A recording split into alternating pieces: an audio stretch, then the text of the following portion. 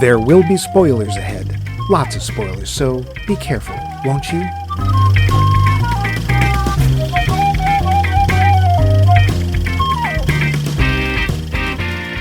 So like I was saying, everybody knows that the lizard people killed Kennedy with one of their Jewish orbiting space lasers because he was going to ship supplies of mind-altering juicy fruit gum to Vietnam, right? I mean, that's just common sense.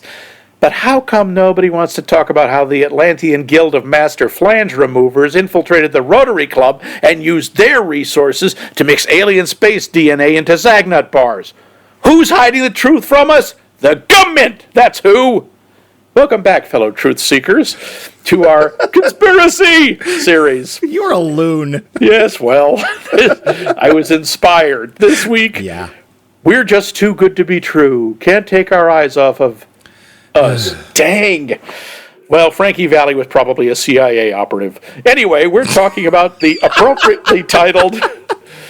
Think about it. I did. My brain broke. We're talking about the appropriately titled Conspiracy Theory from 1997, directed by Richard Donner and starring two of the most bankable stars of the era, Julia Roberts and Mel Gibson. And on that note, I would like to personally take a moment and apologize on behalf of all Jews everywhere for having started every war ever. Sorry, that was our bad. I am your deeply apologetic host, Max Levine, and over there, putting the final touches on his spaceborne, pony-powered, earthquake-generating cannon, is Mike Luce. I'm sure it'll work this time, Mike. Winnie, Winnie, I guess. Yeah, here, let me throw a phone at you. That was him, right? Was that him or Cameron? No, that was Russell Crowe. No, I can never.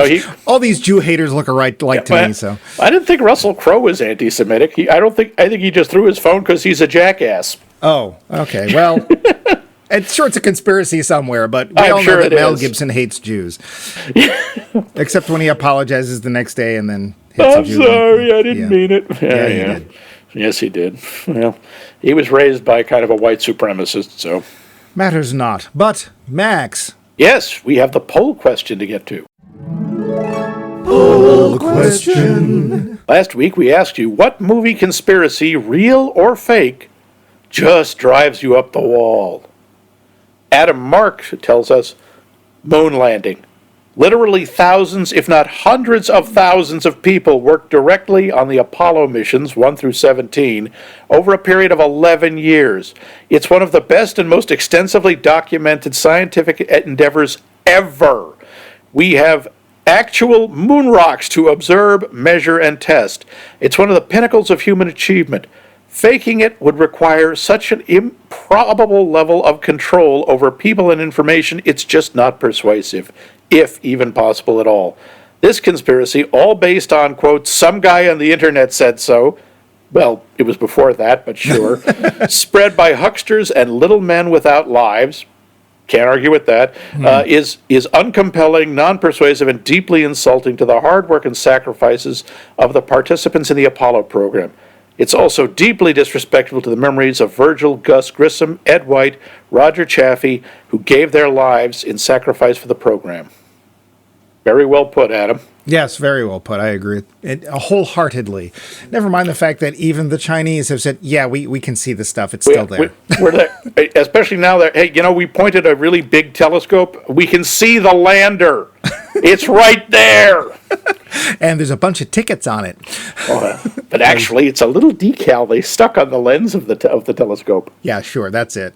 A decal. There's your conspiracy. Valerie, Mike's sister Coons, says, can't think of one specifically. Any of the ones that insist that what you're saying is the absolute truth, like religion. Oh, wait, sorry. Oh, wow. Okay, ouch. zing. Sorry. And what they're saying is actually garbage. I remember as a kid going to see, yes, in the theater, In Search of Noah's Ark, and being amazed at their theories.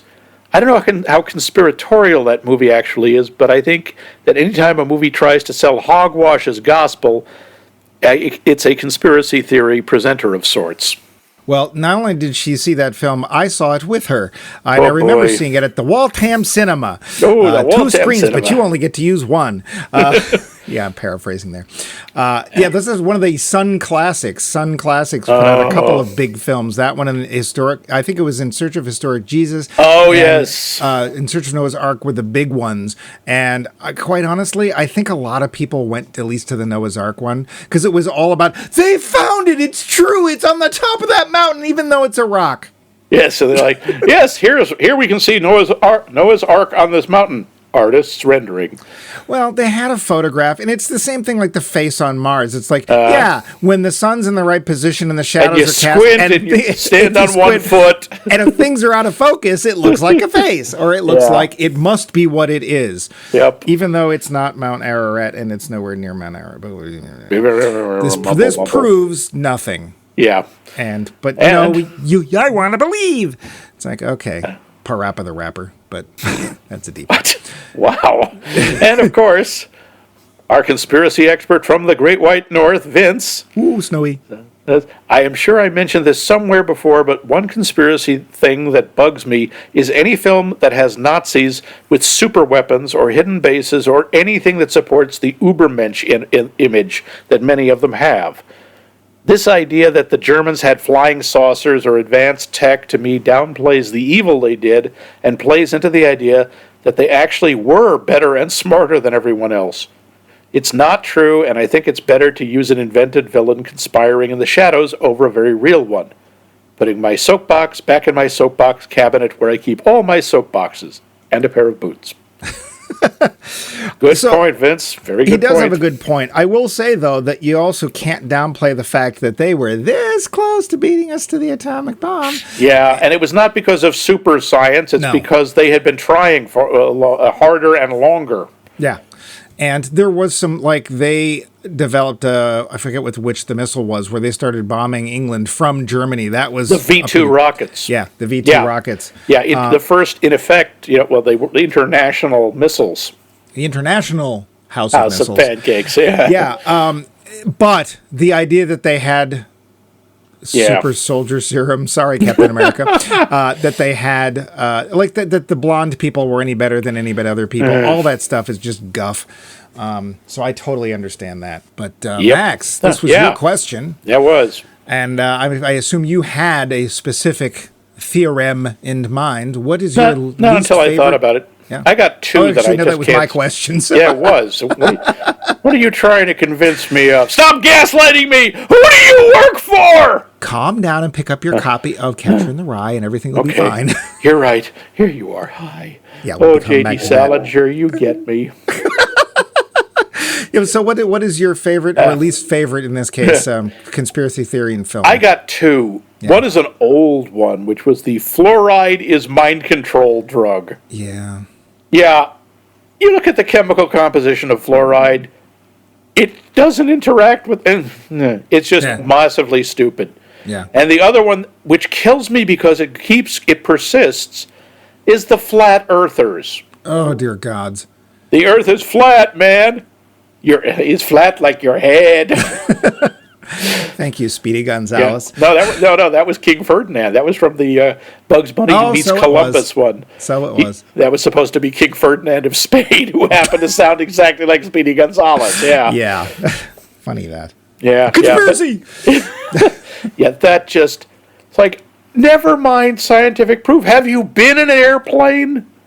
Yeah. What happens to the ships when you can see them disappear over the horizon?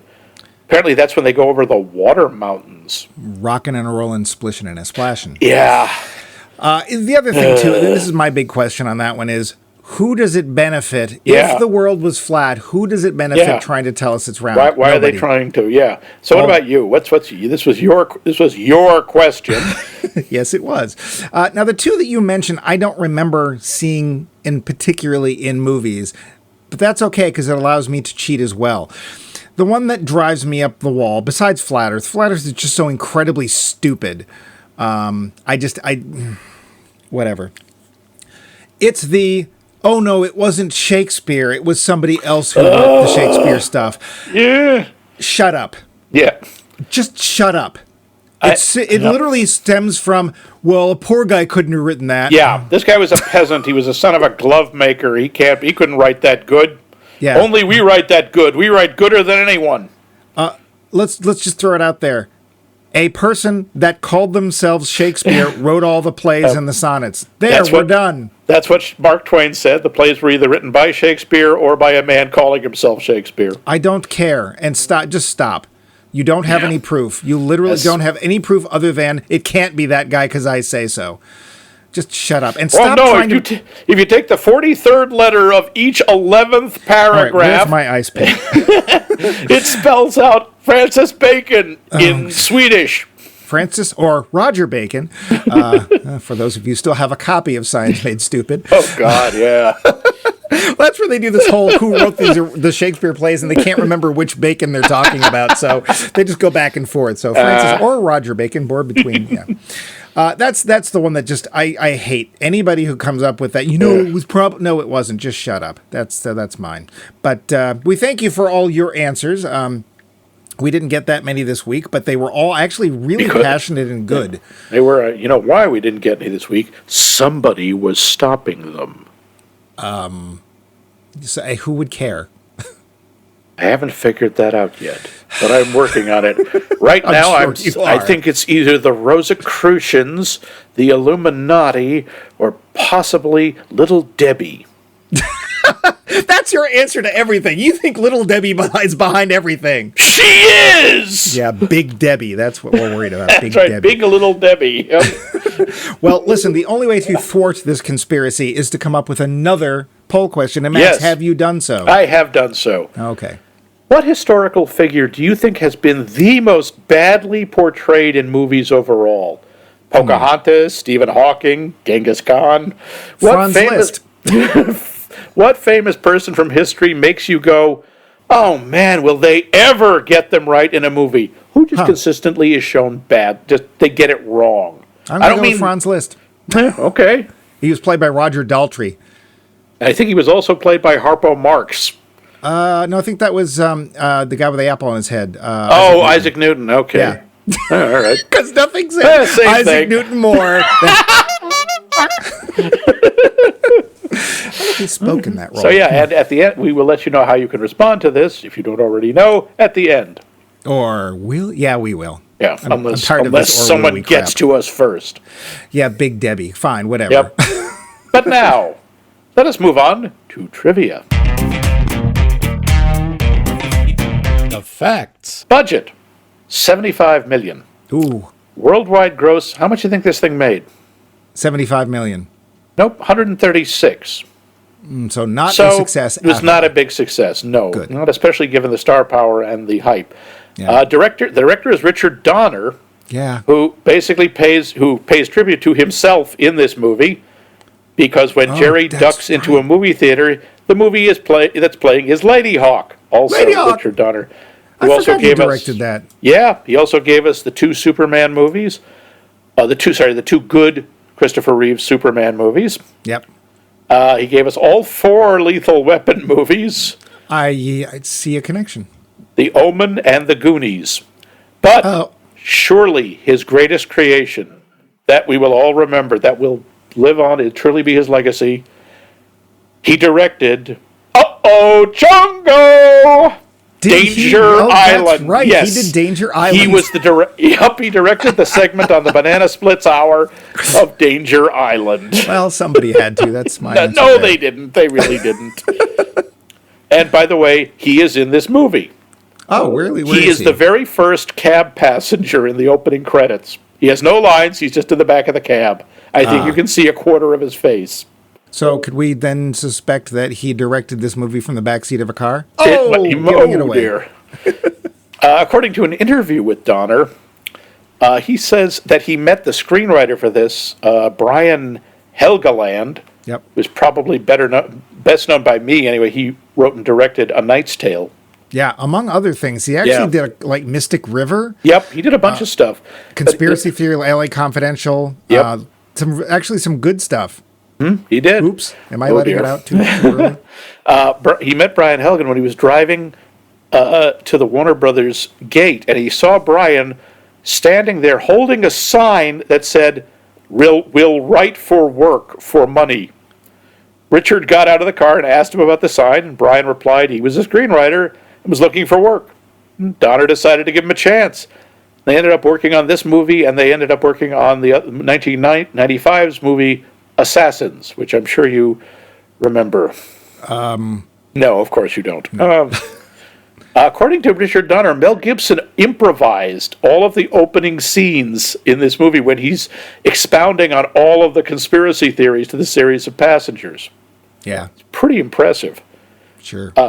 The movie centers a little bit around the CIA's secret program, MK Ultra.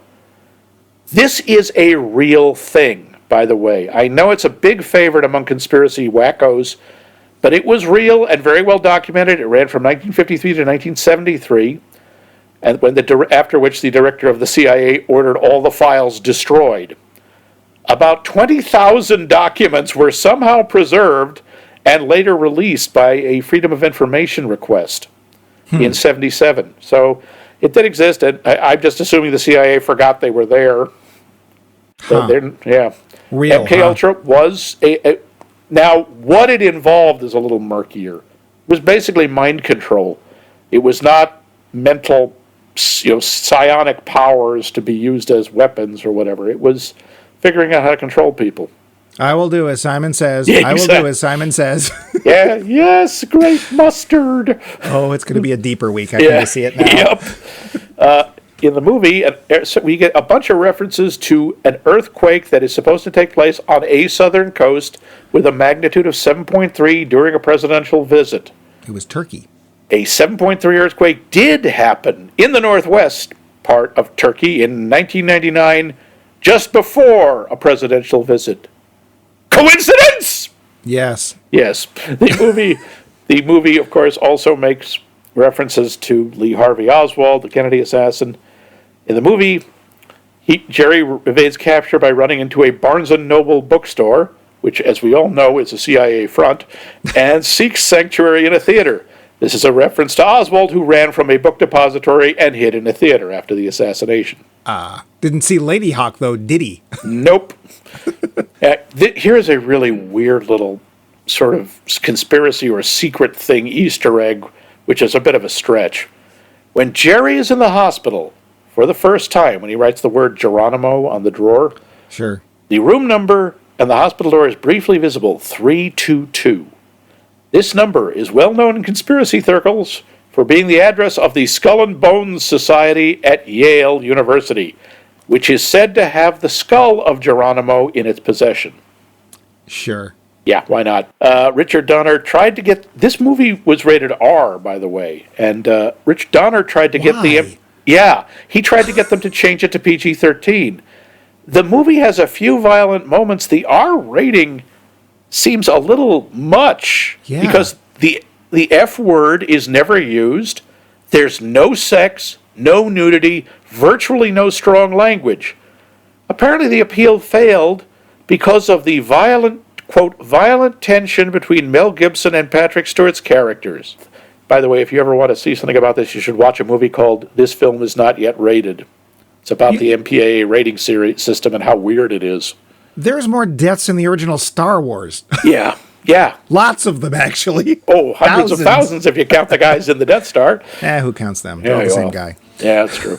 When Jerry explains that all lone gunmen have a middle name and he can't figure out Sirhan, his middle name was not also Sirhan. It was, in fact, Bishara. Oh, of course. Yep, Sirhan, Bishara, Sirhan. Do Ron, do Sirhan. Oh, go ahead and make fun of languages you don't understand. Yep. By the way, before we start saying how, before Mel Gibson became Mel Gibson, he very famously, as an introductory prank to Julia Roberts, gave her a gift-wrapped, freeze-dried rat at the commencement of the shoot. Okay. What a funny, funny guy. Clearly, this is where Jared Leto got the idea for his Joker nonsense. I see. Yeah. Mel also hosted a seminar for gay and lesbian filmmakers on the set of this movie. This was largely to counter any perception of him being anti-LGBTQIA, following some off-color remarks in the press, and the controversial scene in Braveheart, in which the gay young prince is unceremoniously killed. No, spoiler. I didn't see it. It's got Mel Gibson in it. This is also the only collaboration between Mel Gibson and Richard Donner that doesn't have Danny Glover in it. They did Maverick together, and Glover has a cameo in that. There's a few other minor things about, like, other conspiracy vague links and how they worked the various names of screenwriters and screenwriters' friends into the movie, but that's pretty much it. Why are you glossing over those details, Max? Those particular details, I wonder? Nope, you don't need to know. I don't want to know. But I'm betting after all of that trivia, we have a story. Tell us a story. Jerry Fletcher, played by Mel Gibson, is a New York cab driver who appears to believe in just about every government conspiracy theory that ever oozed into being, and boy is he willing to share them with every fare he picks up. He is also obsessed with the surprisingly hot Justice Department lawyer Alice Sutton, played by Julia Roberts. Alice just writes him off as a surprisingly hot, harmless nut job. But suddenly, well, a lot of people think so, but suddenly Jerry is kidnapped by evil Captain Picard. Sorry, Dr. Jonas, played by Sir Patrick of Stewart, who straps him to a wheelchair, pumps him full of evil drugs, and demands to know how many lights he sees. What Jerry knows. Jerry, to the complete surprise of the audience, manages to escape, and it seems that at least one of his conspiracy theories, that also involves the murder of Alice's father, is true. This leads to twists, turns, hot pursuit, black helicopters, the CIA, the revelation that maybe Jerry was the one who killed Alice's father. But did he? Or is this another version of the Picard maneuver? And how does Jerry Garcia figure into this? Jerry Fletcher, Jerry Garcia? Coincidence? I don't What's with think all the so. Jerrys? What's with all the Jerrys? I don't know what the deal is with all the Jerrys. Oh, now I'm turning into Don Knotts. Oh! I'm going to call Thelma Lou. That's the end of our story. That is. The film. So, Max, did you pick this film? Did you see it when it came out? I believe I did. I think I saw it in the theaters. I believe. I don't really remember. I know I'd seen it before, but I honestly couldn't remember if I'd seen it in the theaters or if I saw it on videotape. Wow, that's what you want to hear from your favorite film reviewer. I think I saw it. I don't know. I know I saw it. In fact, I may have seen it. I think I actually saw it a couple of times.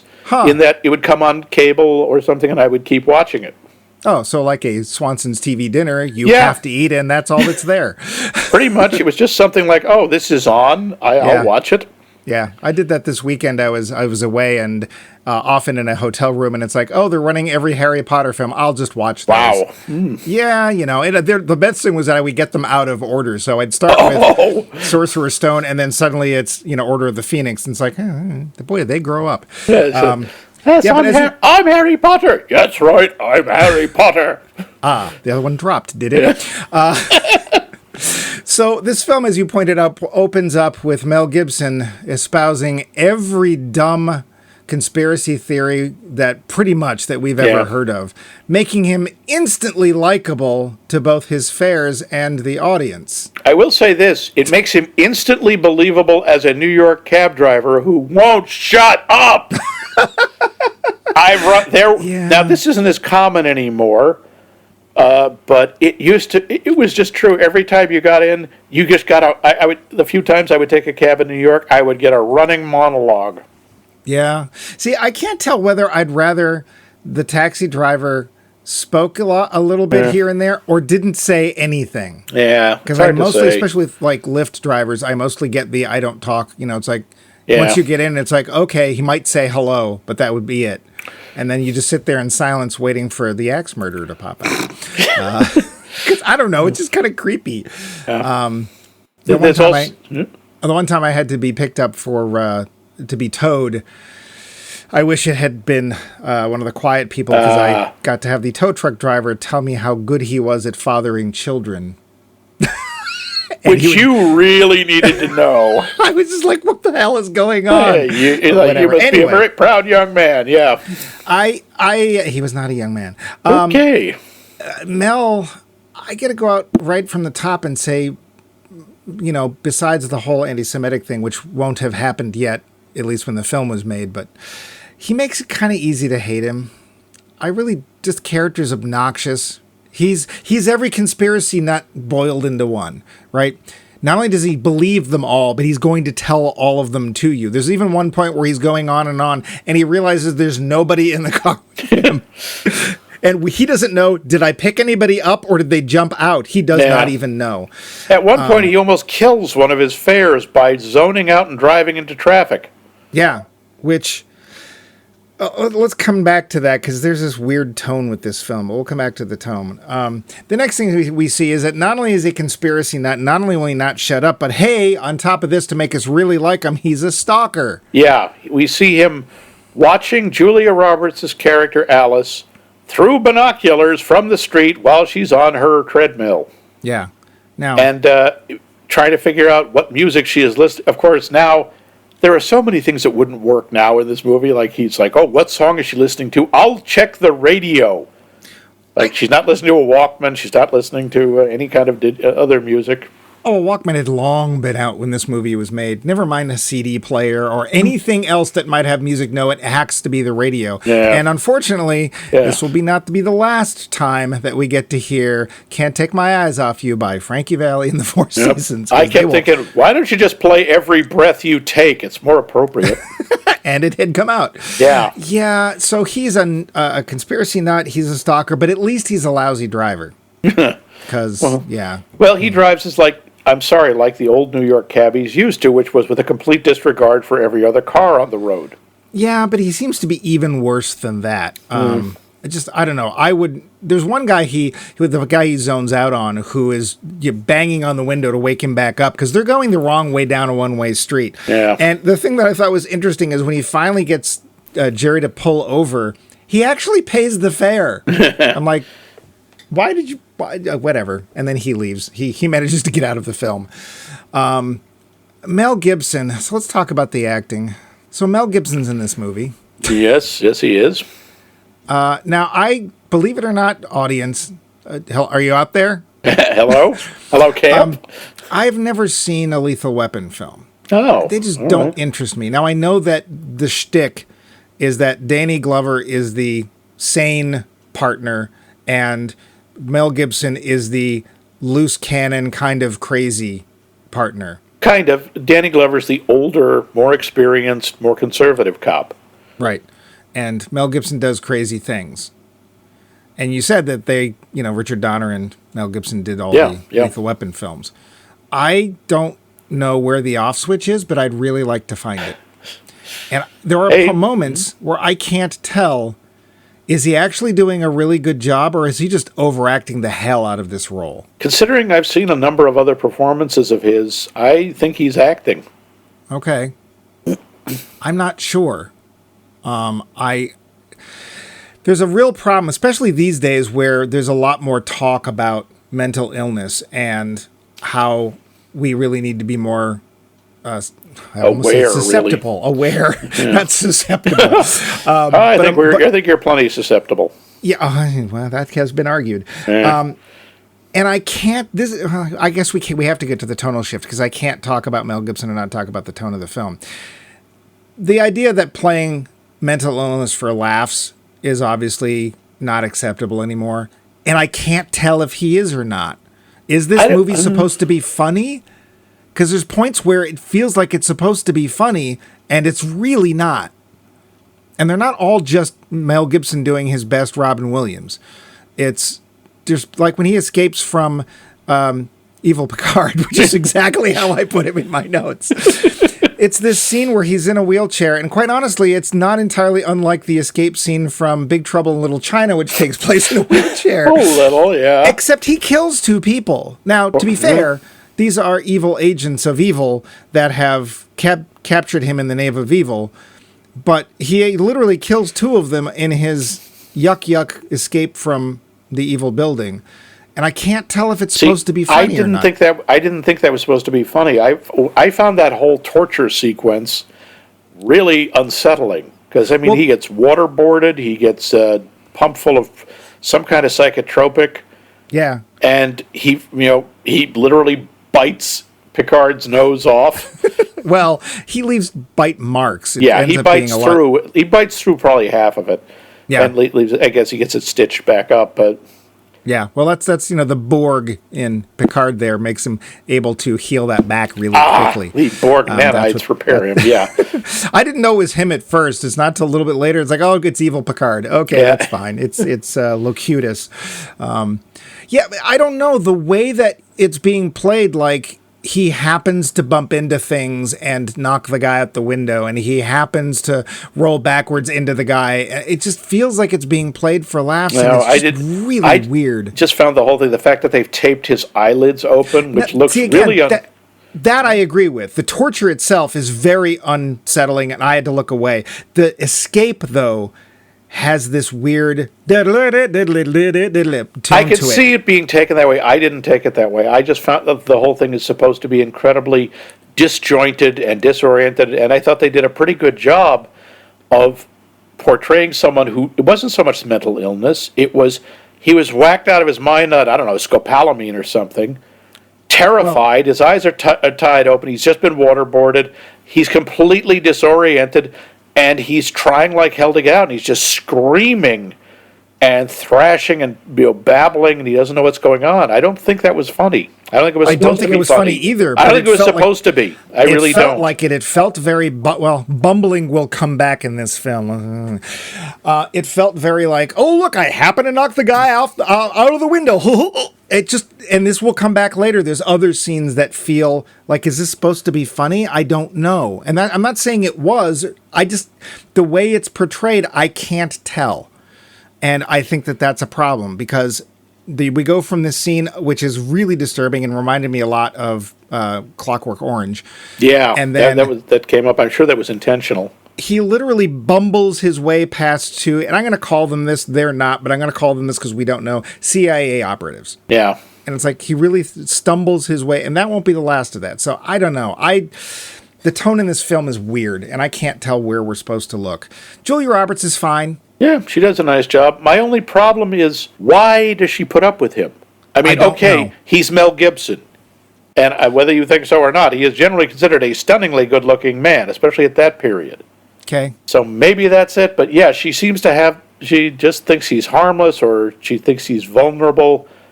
I don't understand why she puts up with him in this movie at all. And I don't understand, okay, he's obsessed with her. I don't understand how she grows to be in love with him. Yeah. My line was, or my note was, I don't believe Alice cares so deeply for Jerry. It seems like somebody she might have a slight affection for because of, we find out later, oh, he saved me from a mugging. Okay, so I can see why she puts up with it to some extent. Yeah. But... especially finding out that he's like been stalking her and has a huge painting of her on his wall. Oh, in his, what do they call that, those things? His safety room? No, what do they call that? Panic room. Yeah. Yeah. His apartment is somewhat puzzling. First off, how does this guy get enough money to have a New York medallion? He had a friggin' medallion, a taxi driver's medallion. Those used to be, they still are. They're unbelievably hard to get. What is a medallion, please? It's a license to be a taxi driver. Oh. Yeah, except it's not him. Did you notice? Oh yeah, they use a different name. He's under someone else's. Raffi Paulian. Yeah. Because he looks like a Raffi Paulian. Sure, why not? I suppose that goes into his whole... Yeah, he's got a fake persona. He's terrified. He's incredibly paranoid. His entire apartment... This is the part I didn't get. Why is everything so narrow? Did he build all of those walls himself? Oh, no, my guess is that the apartment was originally bigger, and to make more money, sure, we all do, they cut it in half. You think they But I don't mean that was a small apartment, because it wasn't. It was actually pretty big, but the spaces he walks in are really narrow, like he's built the walls in there himself for some reason. Well, it's easier to cover with tinfoil, which he has. Which he has. The whole place is lined with metal. Yeah. His food is all locked up. And his refrigerator is locked, and inside the refrigerator, all his beverages have combination locks in metal containers. Whatever. I don't. Yeah, no, he's afraid someone will tamper with his food. This is again one of those things where it's mental illness played for because there are people who are genuinely concerned about that. Sure, and if it bears no examination at all. It's like, oh, I've locked my coffee beans in this metal container. Well, couldn't the bad guys just replace the entire container and you'd never know? Well, they wouldn't know what the combination on the lock was, and the combination would be different. Please. That is the least of what they could figure out. Except in this movie. Because in this movie, yakety sax. I got to say, the bad guys in this are not very competent. No, my they're whole thing horrible. Was when evil Picard is in there and he like bites his nose and he's in a wheelchair, he has like one leg free, and he manages to overpower him. It's like, you didn't think to have one other guy in the room with you. No, they're like way down the hall. No, and we're going to let's just call them CIA because they don't even, supposedly it's some super secret, not even CIA organization, whatever, I don't care. They're not imaginative or smart. And there's some of the things they do that, and that's what this film spends its time basically slowly proving all of the crazy theories that Jerry has, one of which being the silent helicopters. I'm sorry. Helicopters, no matter what, aren't that silent. They do have what is called a reduced noise mode. Some of them do, but that just means it's like the silencers on guns in movies. Yeah. No silencer makes the gun go. It just lowers the noise level so you don't blow out an eardrum shooting it inside. It's still incredibly loud. And helicopters in quiet mode are still very, very audible and are not allowed to fly that low in a city. Well, they're in the middle of Manhattan and they're silent. They go into silent mode and they start having people rappel down these ropes. And there's tons of New Yorker walking by going, here's something you don't see every day. Really? Yeah. Yeah, that's a bit much. And of course, much. Nowadays, that would all of it would have been live streamed and Twitter. You can't really blame. But, the idea that somebody on a street corner in New York had a camera even in 1997 seems pretty likely. Yeah. But these people are boobs. They are all boobs. And that whole scene where they take Jerry in and they're doing the torture, why? What is the purpose of this? That's the thing. I'm not sure. They keep trying to find out what he knows. About what? Is it they're trying to figure out what he remembers? If he knows what happened to him? Well, nothing. Spoiler, he's one of their operatives. He knows what you know and less. And he's forgotten a lot of it. Yeah, but they don't just, let's see, what's the phrase? Kill him! Yeah. And this guy... He has no family. That's probably why he was chosen for the program. He's got almost, except for Alice, he has no connections. Yeah. They could have killed him really easily, as they do all these other people. Well, except somehow Julia Roberts. Yeah, but they there's a scene where she's being chased. She's at this remote location. Yeah, she manages to get out, and there are people chasing her with guns. And she is being targeted by a sniper-like person with a laser sight. And the only reason she doesn't get shot is some other dumb agent literally leaps up between them, gets shot. She runs away, and somehow nobody pursues her. Yeah. Or continues to shoot. Or phones Captain Picard and says, hey, by the way, that lady that we were holding, yeah, she got away. Because later on... he's telling Jerry, yeah, she's dead. She's totally dead. You are so screwed, she's dead. And it's like, didn't anyone tell you she's very much not dead? I figured he was just messing with him at that point.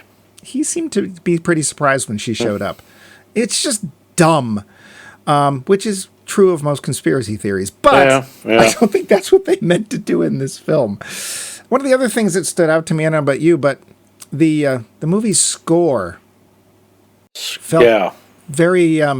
blunt and, shall we say, bargain basement. It very lethargic score. Exactly. Yeah. The score is there to help you feel heightened feelings of tension, and instead of da-na-na-na-na-na, the score is like da-na-na-na-na-na. It's dull. It's like I rarely notice scores unless it's really, like Star Wars, John Williams, that kind of thing, that thunder score. A lot of times they go into the background, and this time I'm sitting there listening going, is the band awake? Maybe we should give them a shove. Scene missing. So, his apartment, his magic apartment. Yeah. Apparently he rents the one downstairs, too. So where does he get all this money, by the way? There's no way a cabbie. He can afford 2 apartments in New York. He can afford a medallion license. He can afford all this equipment. Yeah. What is he? I mean, when they're looking for him, they say at one point, you're supposed to assume these charges are trumped up. He's wanted in a string of bank robberies. Maybe he robbed a few banks. And just doesn't remember. He does seem to have a lot of, like, he has cash, too. Like, he's waving cash around at one point. Yeah. Don't know. Is. Yeah, whatever. No idea. So, Captain Picard, I'm sorry, Patrick Stewart. Yeah. He's been better. He does okay, but he doesn't have a lot to work with. It's not much of a part, and there's a point where later when he brings Alice in, so to speak, or actually, to be fair, Alice finds him.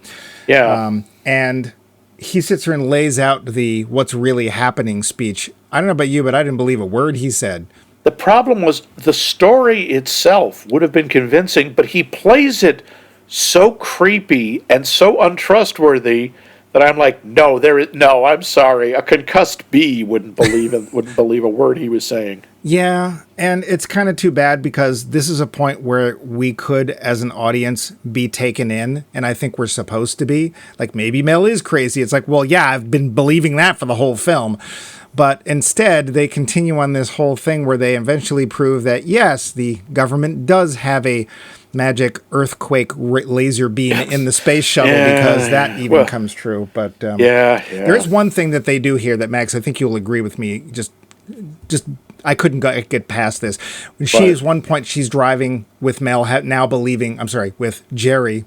Yeah. Now believing that he is in fact crazy and needs to be brought in, and she turns on a device. It's called a cell phone or a cellular telephone. I haven't heard about those. And they managed to trace it. Now, come on. I think you can tell me that this is entirely impossible. You could never trace us. It's a moving phone. Can't do it. Nope. Oh, dear. Yeah, in fact, it was probably even easier then than it is now. Actually, I'm not sure. I think that was an analog phone. That might have actually been a little more different. They could have... This was before every phone had a friggin' GPS chip shoved in it. Oh. But yeah, they could have done it by the cell towers. Sure. They just could have. Yeah, it could be one of the... What got me... this was another thing to me of evil Picard being an idiot. It's like, okay, we're putting a bug in the pizza box. We're not going to put any kind of tracking device on Alice, on your clothing. I thought he was going to slip something in her coat. No. Yeah. If you can make one that small, of course you could just stick one in her pocket or attach it to her collar. Come on. Well, again, not imaginative or smart. No backup at all. Yeah, they're not as smart as any of the three agencies that Mel lists in this film. I don't know if you caught this. The FBI, the CIA, and the IMF. Yes, he mentions the Impossible Missions Force.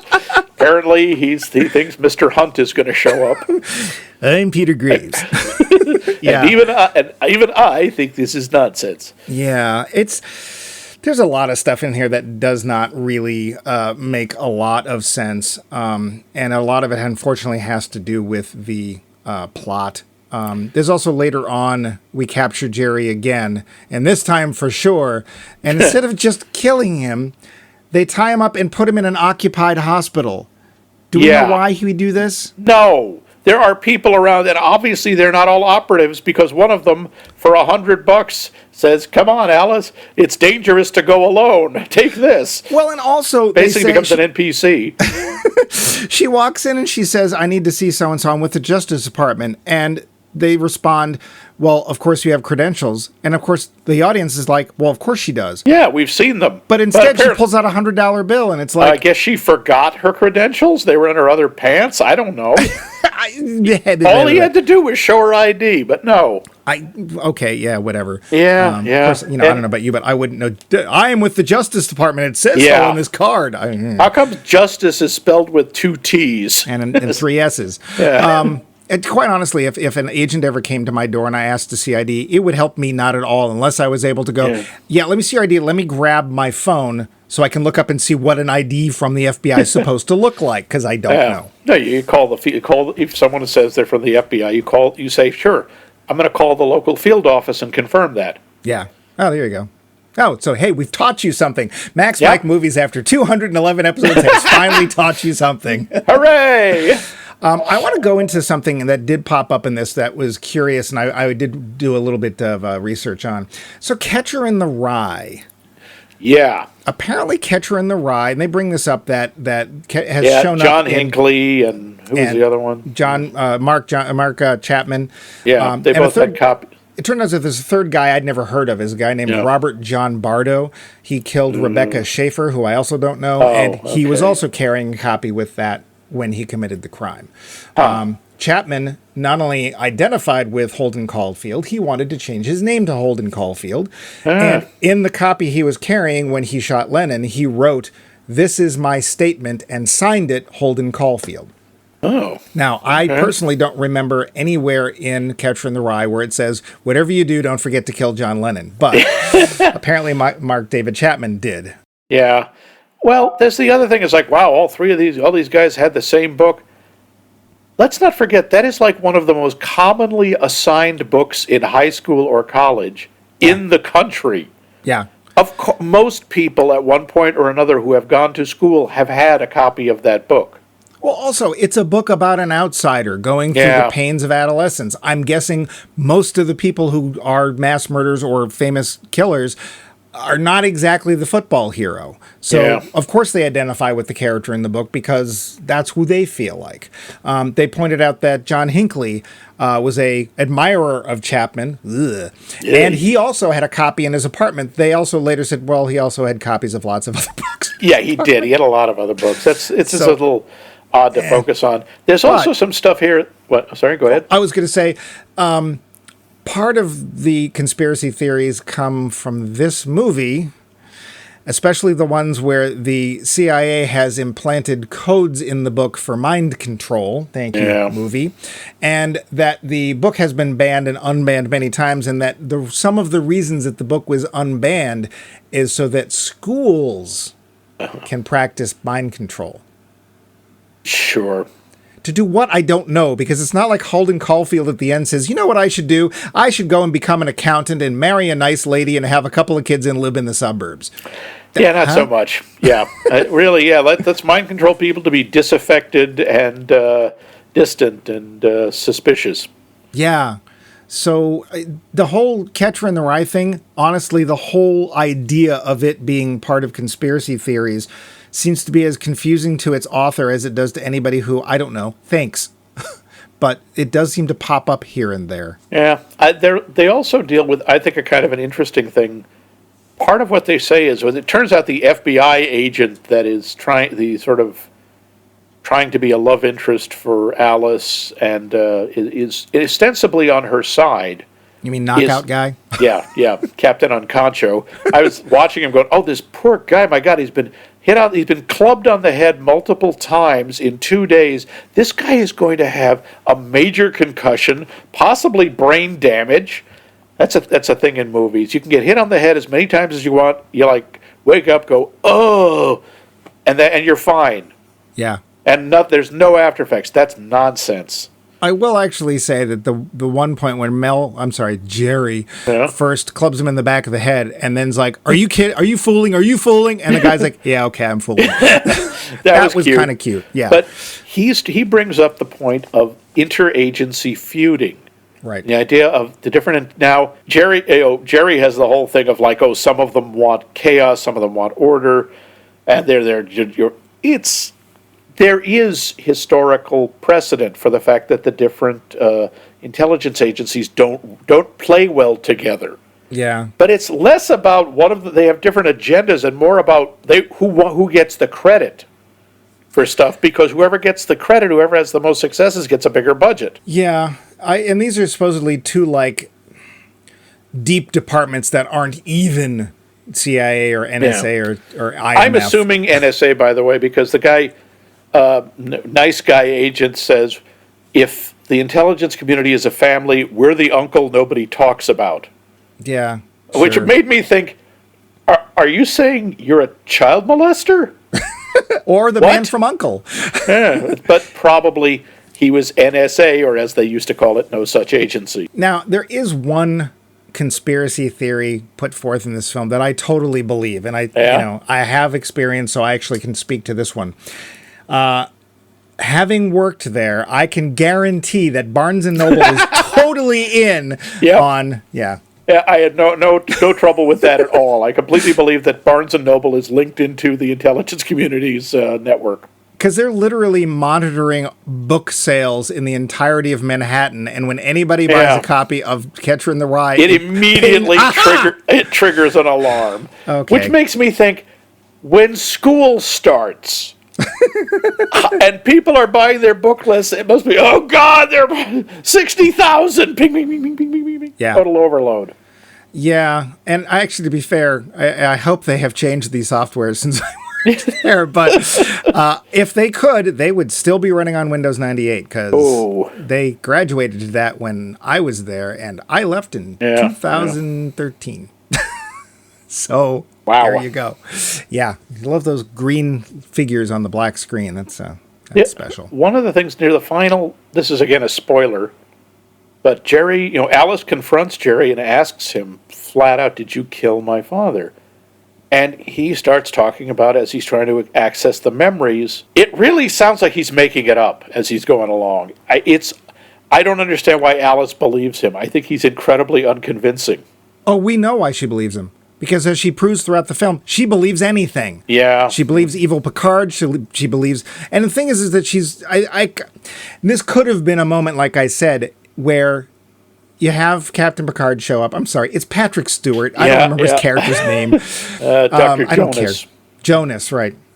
They have Jonas come in and explain reasonably. It's like, this guy's nuts. Look, here's what's happened. And the only reason we're after him, I don't know why we haven't killed him, but the only reason we're after him and the reason we're trying to keep you out of this is because of the connection of the fact that he killed your dad.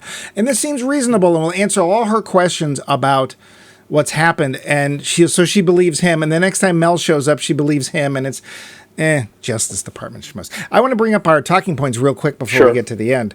So what is the conspiracy in this movie? I don't know. It's not really clear. It's Dr. Picard is creating, he's basically an assassin factory. He's a Manchurian candidating people, and I guess some of the implication is he's selling them to people, that it's not for the government, because they want to know who he works for and what he's doing. Yeah. I think other than, you could actually also say there's an argument to be made for the fact that all the conspiracies are true. Because everything he espouses in the beginning of the film, they pretty much prove, or somebody admits to later on. Not everything. We don't really find out about the Kennedy assassination or the lone gunman or any of that. But the earthquake laser actually the happens. Earthquake beam. But we don't know that Jerry Garcia is still alive. Max? Yeah? We totally know that Jerry Garcia is still alive, along with Janis Joplin and Jimi Elvis. Hendrix, and they're all in a band in the South Seas. You know that. Oh, yeah, I guess. And Paul's not the real one; it's a clone. He's a robot, but sure. I'm dead. So, if you want to say it's sort of an extension of the MK Ultra conspiracy, let's be kind and say that that's the conspiracy the film's talking about. Okay. Do we believe the conspiracy depicted? Kinda. It's not completely absurd. Although I have to say, if you're going to pick somebody to be an assassin, you don't pick somebody who's as distinctive looking as Mel Gibson. Yeah. You would choose a nebbish. You would choose somebody who you wouldn't look at twice. Wally Cox. Yeah, or the guy I keep thinking of is Mr. Peterson from Bob John Newhart. Fiedler. John Fiedler, yo. Yeah, but that voice. True, the voice is memorable. I'm going to kill you now. Okay. But that's the thing. An assassin should be the person you would never think of as being an assassin. Let's face it, you look at Mel Gibson and those crazy eyes, and you go, yeah, he could totally be a gunman. Yeah, and we can't tell because there's no information given. Was he like this before the programming, or did they break the result? We don't know. We just still can't figure out why he's let loose. Why is he driving a cab? Oh, that's okay, because we have one of our agents is pretending to be a paraplegic newspaper guy, and we're keeping an eye. Why? Yeah, I don't know. Don't understand. You're obviously not going to use him for anything. Well, no, they say they were keeping an eye on him because he hoped that eventually he would lead him to Jonas. Well, and it doesn't seem all that... Julia Roberts trips over Jonas, taking out the trash. How hard is it to find him? You're supposed to be like the NSA. Is it really that difficult? He had an office, for sake. Yeah. So I want to say the thing is as depicted, no. The weird thing is they had a conspiracy that's actually true. The MK Ultra thing turns out to have been true. So they do a really good job of taking something that actually happened and making us go, Well, maybe that's what they were trying to do. Yeah. I mean, Mel Gibson, Jerry talks about how Oliver Stone is actually working for the government. And oh, well, we may find out more about that. we may. Soon. But I'm out of notes here. Do you want to get to this big surprise shock ending of our episode? Yeah.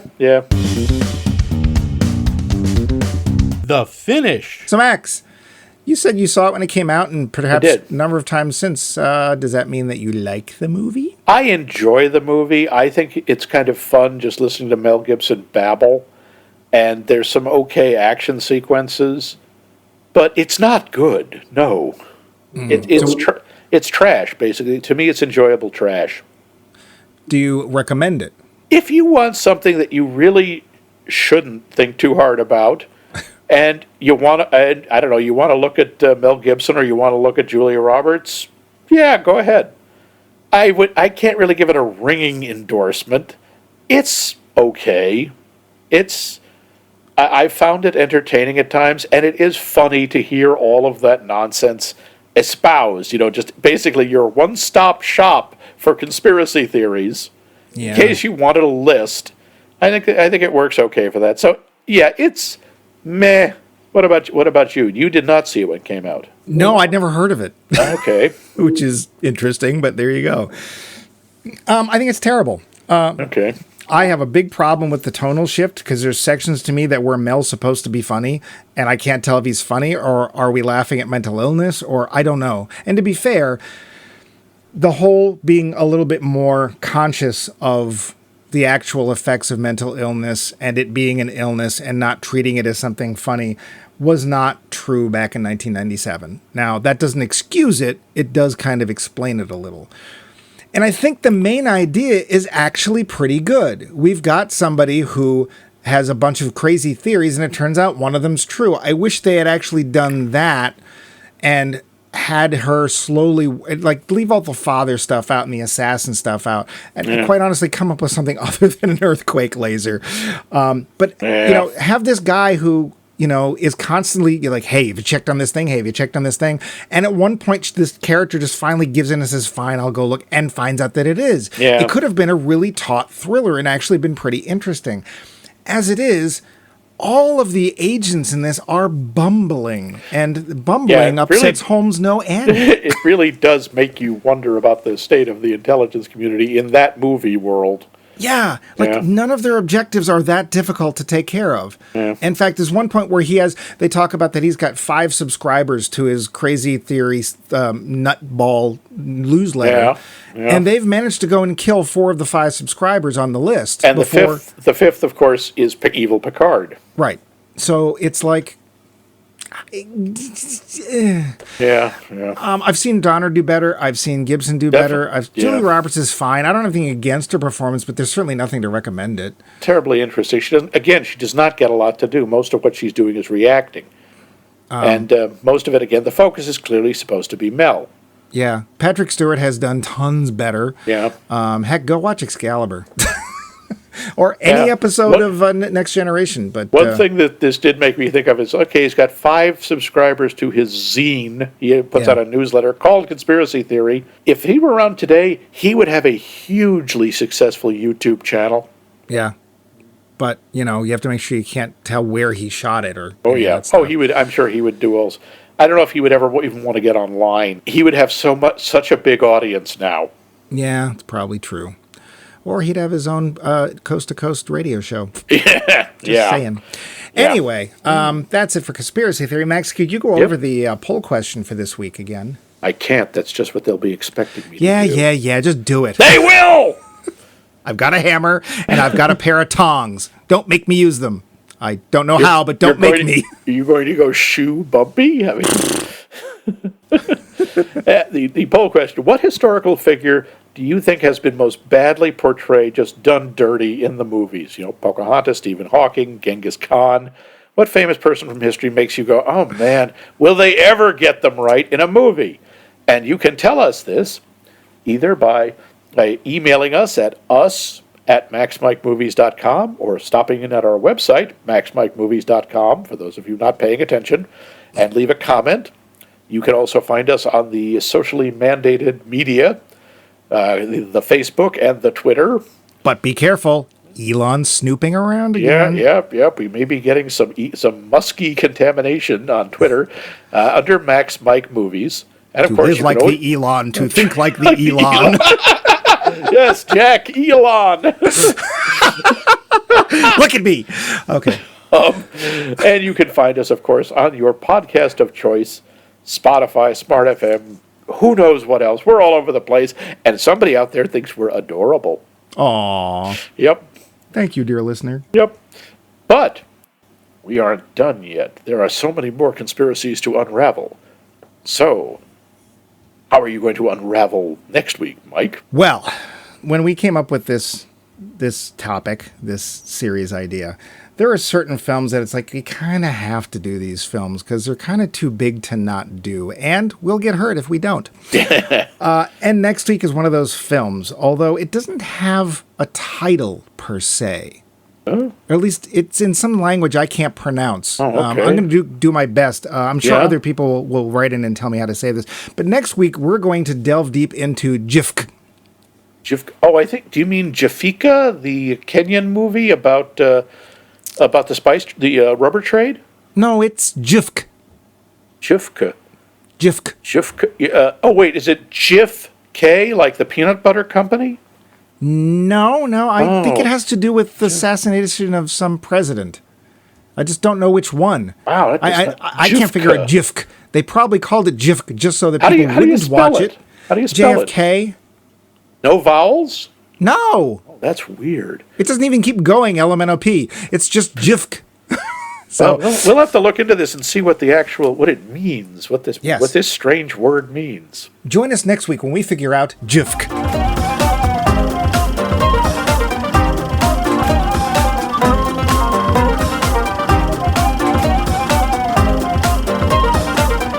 This has been a co-production of The Voice of Max and The Movie Wrench.